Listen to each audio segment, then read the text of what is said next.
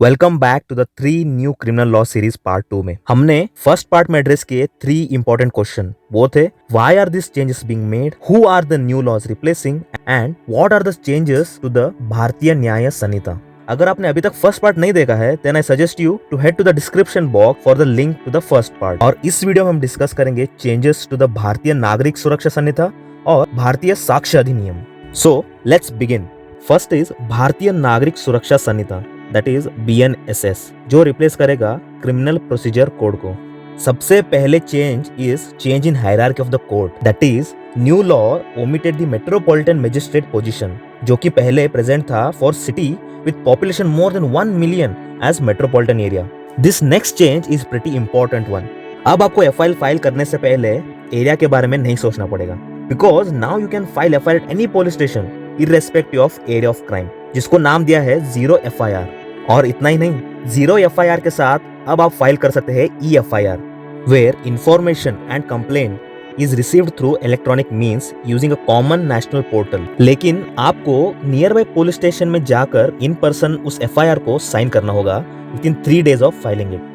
Furthermore, there is a nice provision added, that is, if a disabled woman wants to file an FIR, then a lady police will register FIR by visiting her place. Now, during arrest, handcuffing को allow कर दिया गया है, which is bit contradicting to the Supreme Court's previous judgment, which ruled that not to handcuff the accused in public to respect human dignity. Next is an important provision that you should be aware, that is, आपके through register की गई complaint की update आपको दी जाएगी in first 90 days from registration and every 15 days after that, and all these provisions will be made smooth by new law of digitalization, which will digitalize the whole process from FIR to case diary to charge sheet and charge sheet to judgment.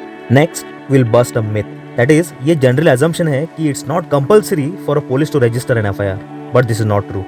For police, it's mandatory कि वो आपकी FIR register करें. However, after registration, with the permission of Deputy SP, एक preliminary investigation किया जाएगा, which is of not more than 14 days, to know the offense is actually falls in which category. और offense को mainly 2 category में बांटा गया है। First category के अंदर है offenses with punishment of death penalty, life imprisonment और imprisonment with 10 or more than 10 years. And second category में वो offenses है जिसके लिए punishment 10 साल से कम है।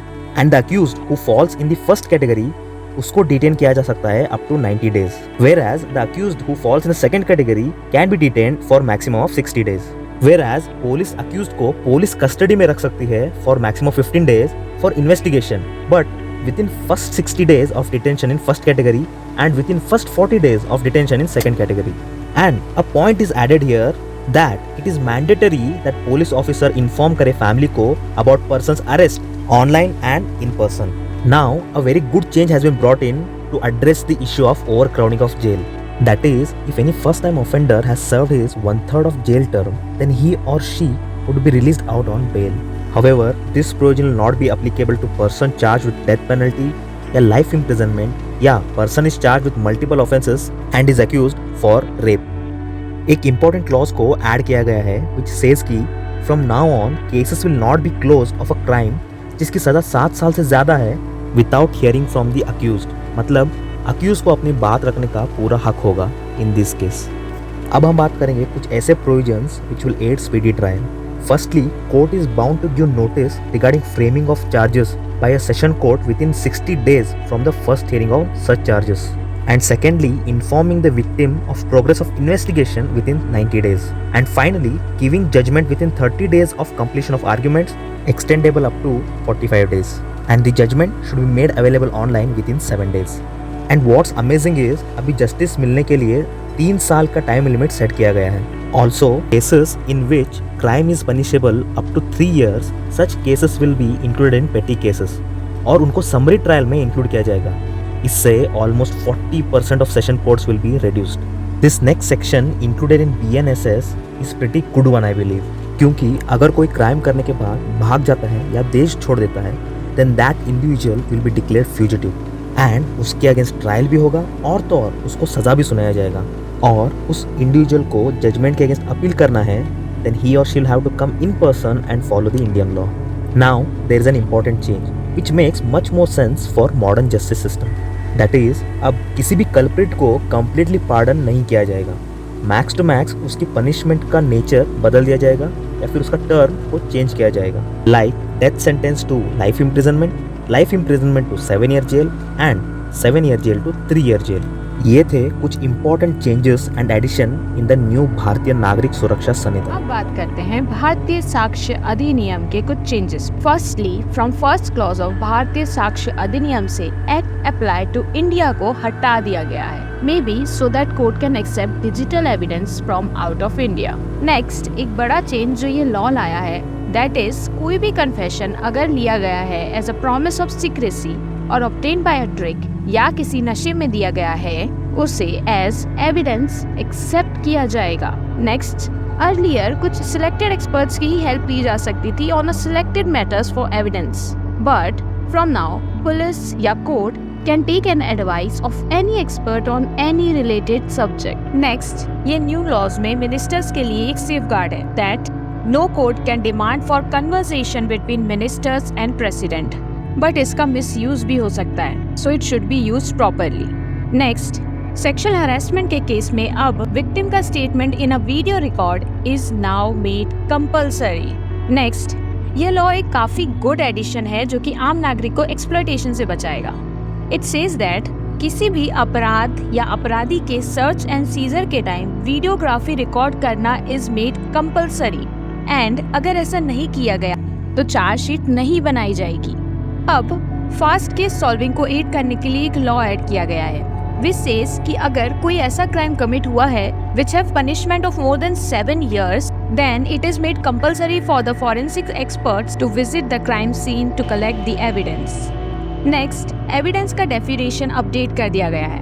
Now it also include statement given electronically, जो दर्शाता है presence of new digital world. Next, new explanation है स्कीम फॉर जॉइंट ट्रायल।